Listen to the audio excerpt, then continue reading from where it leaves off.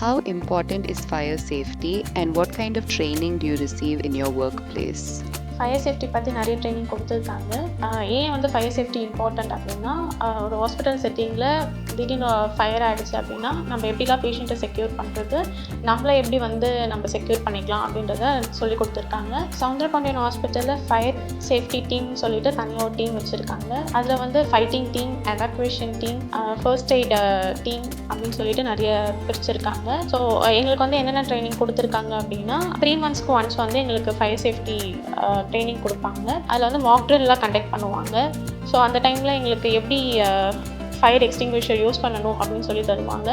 2 methods இருக்குது. Pass ஒன்று, RACE ஒன்று. PASS means pull the pin, aim the fire base, squeeze the lever, swipe to swipe. இதில் வந்து நம்ம எப்படி அந்த எக்ஸ்டிங்விஷரை யூஸ் பண்ணணும் அப்படின்ட்டு சொல்லி கொடுத்துருவாங்க.